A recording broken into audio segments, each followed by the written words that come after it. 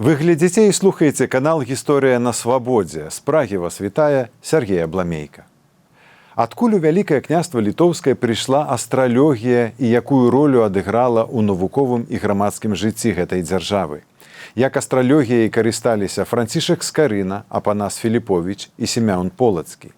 Пра гэта і пра іншае мы пагаворым з аўтаркай больш 150 навуковых прац, кандыдатам гістарычных навук Натальяй Сліж.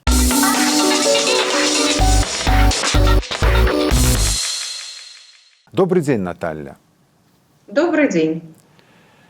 Давайте расскажем нашим слухачам и глядачам, что такое астралогія. Гэта навука, псевданавука ці нешта іншае?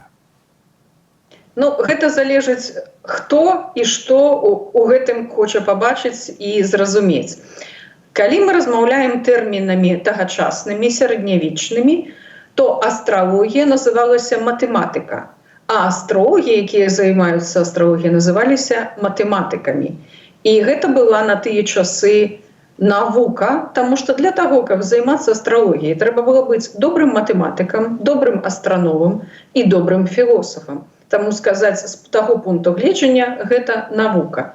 І, в прынцыпе, як і навука і зараз, я таксама магу пра гэта казаць, што гэта навука, таму што ў яе ёсць свае падыходы, метадалогія даследавання, свае прынцыпы.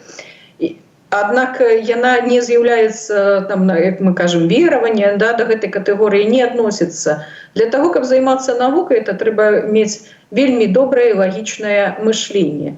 А псевданавукай, канешне, і гэту інфармацыю можна вельмі часта сустрэць, і часам гэта называюць. І ў гэтым плане людзі могуць так пра гэта казаць, таму што разабрацца, што такое астралогія, гэта вельмі і вельмі складаная рэч. Прасцей пачытаць пра нейкія там гараскопы і лічыць, што это астралогія. Але сутнасць астралогіі, яе працу, яе, як яна функцыянуе, з ёй разабрацца сапраўды настолькі складана, што гэта можна яе параўнаць з матэматыкай, фізікай, і таму, канешне, да яе такое стаўленне, як да нейкай рэчы абсалютна незразумелай. Рыхтуючыся да гэтай гутаркі з вамі, я зазірнуў у энцыклапедыю «Вялікае княства Літоўскае» і ў энцыклапедыю гісторыі Беларусі. Аказалася, ні там няма артыкулу пра астралогію. Гэта выглядае досыць дзіўна, улічваючы тую ролю, якую гэтая дысцыпліна і гэты занятак адыгрывалі у жыцці продкаў беларусаў, у тым ліку найвыдатнейшых з іх, кіраўнікоў дзяржавы, арыстакратаў, інтэлектуалаў. Як вы лічыце, чаму так сталася?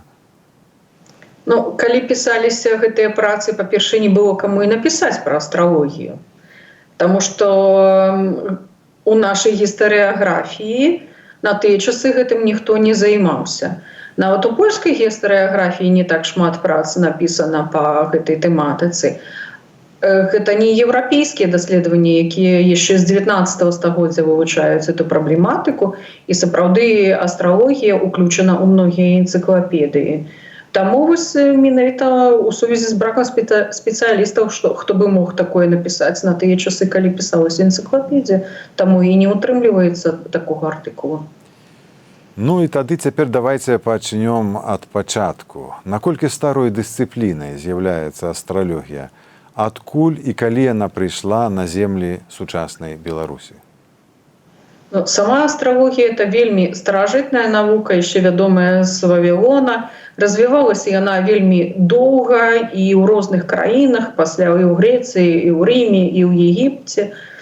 Калі казаць, як яна патрапіла на тэрыторыю Вялікага княства Літоўскага, то спачатку мы павінны сказаць, што пэўныя астралагічныя веды мелі племёны, якія насялялі нашы тэрыторыі, і якія мелі кантакты з Грэцыяй і Рымам. Таксама з прыняццем хрысціянства, калі спачатку Кіеў прыняў гэта хрысціянства, а пасля тэндэнцыі хрысціянскія пайшлі на іншыя тэрыторыі побач з Кіевам, то прыходзяць не толькі рэлігійныя тэксты, але і астралагічныя тэксты. Таму хрысціянства непасрэдна дачынілася да распаўсюджання астралагічных тэкстаў.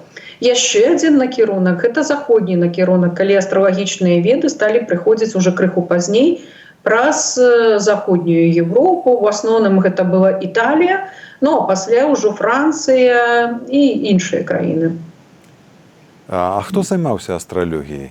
Дзе ёй навучаліся, калі мы ўжо гаворым пра Вялікае княства Літоўскае? Ну, астралогіяй займаліся ў першую чаргу духавенства. І у аснову навук, ну, это элітнае духавенство займалася, это не было для шэраговага. Пасля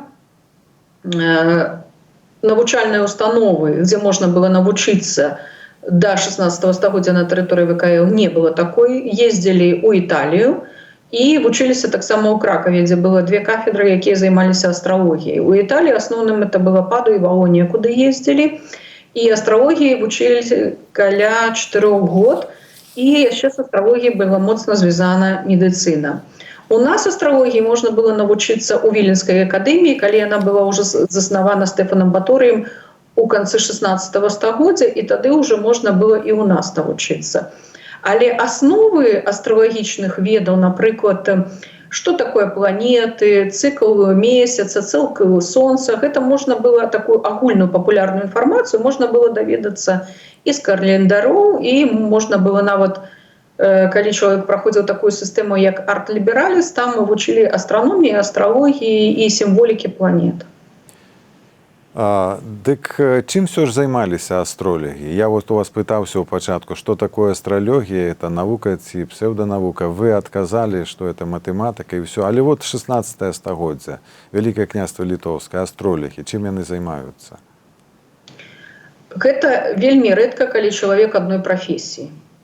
Астрологи гэта вельмі часта медыкі, таму што для медыцыны астрологія была патрэбна. Вельмі часта гэта навукоўцы, физики. То есть это не был человек одной профессии. Выкладчик таксама. Або духовный дзеяч. То есть астрологія у вельмі шмат у каго выступала як адным з накірункаў. І гэта вельмі частая сітуацыя. Магу нават прывесці такі вядомых асобаў, якія спалучалі ў сябе гэта і Кеплер, і Тихо-Брагі, і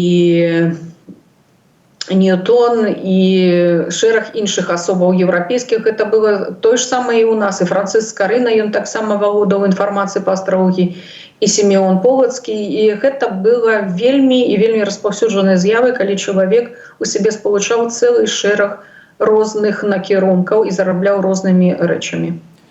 Так астрологи складалі астралагічныя календары, спрабавалі прадказаць, як тое ці іншае размяшчэнне планет паўплывае на падзеі ці на лёс чалавека?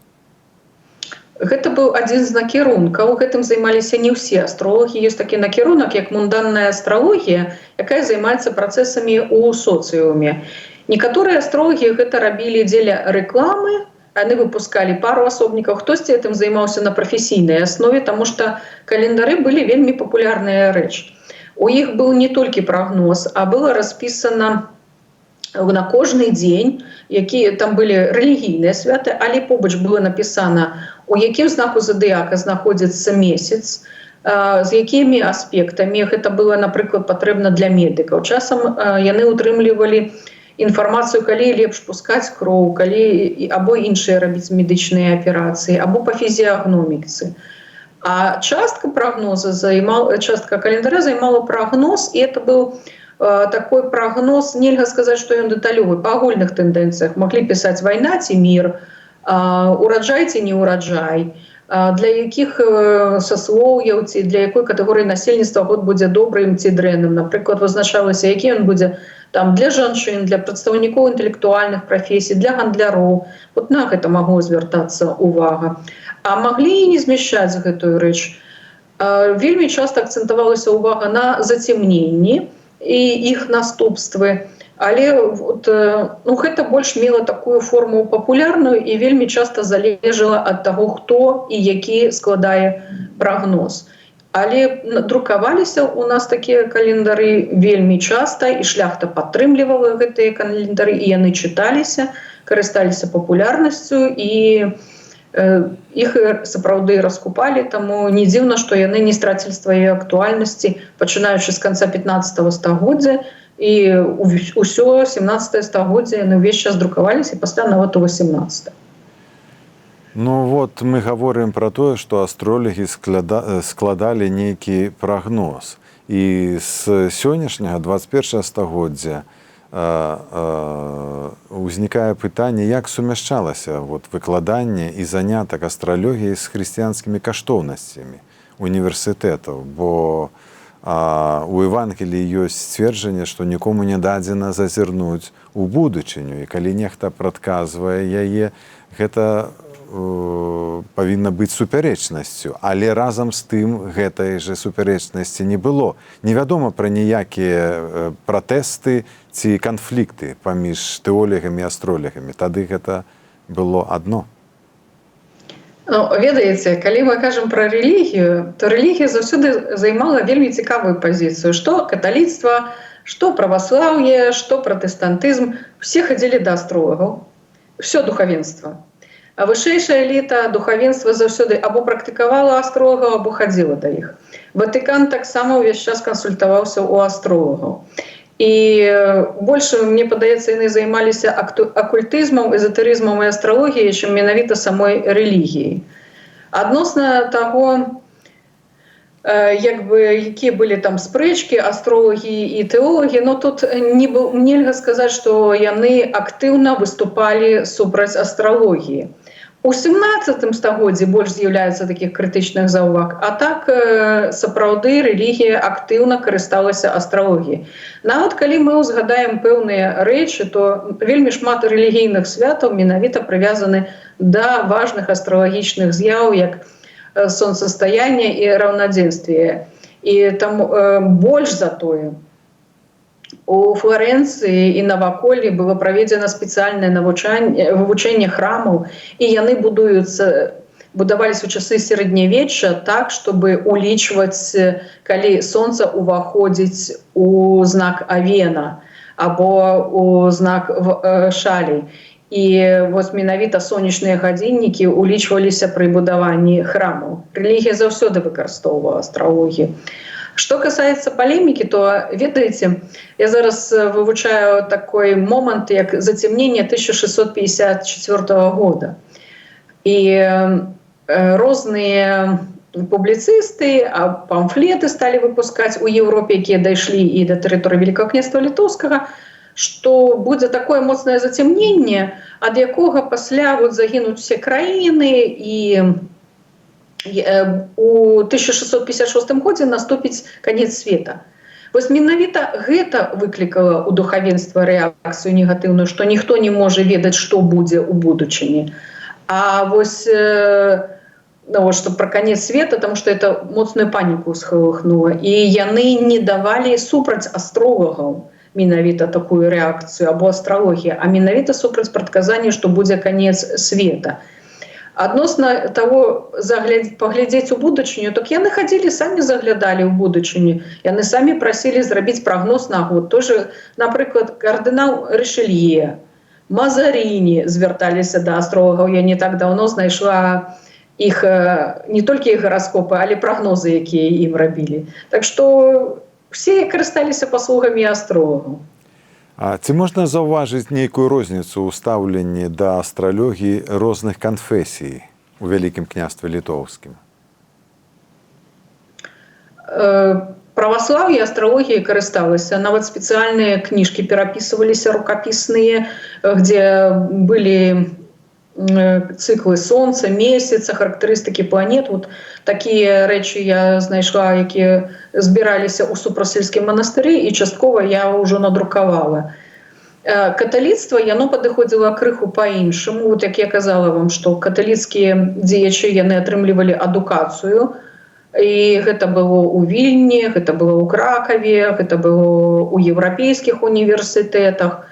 То есть часам было пытанне ў адукацыі. Пратэстантызм таксама актыўна імі карыстаўся. Вельмі шмат пратэстантаў друкавала свае календары, і былі пастары, самае цікавае, і ў каталіцтве, і ў пратэстантызме былі пастары, якія, напрыклад, былі пры прыходзе і яшчэ друкавалі астралагічныя календары. То есть стаўленне, можна было сказаць, было прыязнае. Пытанне там, хто як выкарыстоўваў, але і тыя, і другія, і трэці, все яны мелі дачыненне да астралогіі і яе практыкавалі. Хто ў Вялікім княстве Літоўскам быў кліентамі астролягаў? Якія станы грамадства карысталіся гэтымі прагнозамі? Адназначна карысталася шляхта. Ну, гэта не танная такая забава, можна сказаць, таму што звярнуцца да астрогаў трэба заплаціць, і не ўсе маглі сабе дазволіць. Радзівілы звярталіся да астрогаў. Януш Радзівіл, Багуслаў Радзівіл, Мікалай Крыштаф Радзівіл сіротка, Гаштольды звярталіся да астролагаў, Леў Сапега звяртаўся да астролагаў, Крыштаф Нарушевич, то есть практычна Фёдор Елашэўскі. Ну, набілітэт, які усе, хто мае дачыненне да сістэмы кіравання, ім заўсёды трэба было хадзіць да кагосьці. Калі мы бярэм вялікіх князёў літоўскіх, то там увогуле все это было на рэгулярнай аснове. Кожны год прагнозы да кожнай падзеі. Все, напрыклад, все каранацыі былі толькі па парадзе астролагаў. Так што в асноўным, канешне, это быў набілітэт, но выявіць, напрыклад, всю кліентуру вельмі цяжка, таму што архівы астролагаў не заўсёды захаваліся, каб знайсці ўсіх. Напрыклад, многія только творы іх друкаваныя, больш нічога, або нават ускосныя згадкі. Нават шляхта яна цалкам не захоўвала вот все гэтыя астралагічныя гараскопы, нататкі і гэтак далей. Таму вось гэта, канешне, было б цікава, але вот архівы не заўсёды дазваляюць вот знайсці все нюансы. Ну і не ведаю, ці можна задаць вам такое пытанне, папрасіць вас расказаць, як астралогія звязана з дзейнасцю розных вядомых персанажаў беларускай гісторыі. Я маю на ўвазе найперш інтэлектуалаў, такіх як Францішак Скарына, можа быць, Семён Будны, Васіль Цяпінскі, Апанас Філіповіч, Мялец Матрыцкі, там Семён Полацкі, мітрапаліт Рагоза, не ведаю. Хто-небудзь, што вы можаце гаварыць пра гэта? Чаго мы яшчэ не ведаем ці не разумеем пра гэтых людзей у сувязі з астралогіяй? Ну, Францішак Скарына адназначна займаўся астралогіяй. Я не ведаю, ці ён практыкаваў, но то, што ён разумеў астралагічныя цыклы, што ён чытаў эфемеріды, і яны таксама ў яго малой падарожнай кніжыцы, на гэта звернута ўвага, калі сонца ўваходзіць, якія знакі задыяку.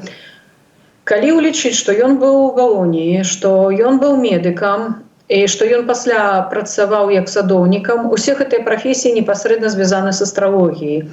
Бо весці садаводства без ведання астралогіі немагчыма, займацца медыцынай без асновы астралогіі таксама немагчыма.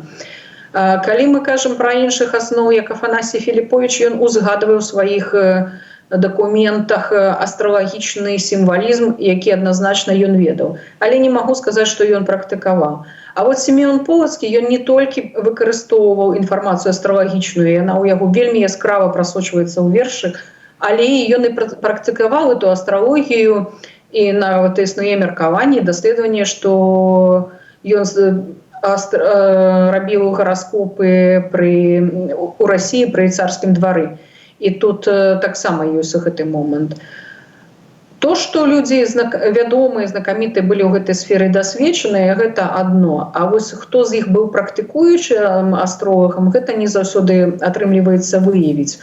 Практыкуючыя астролагі часамі замежныя, якія кансультавалі нашу эліту, гэта сустракаецца.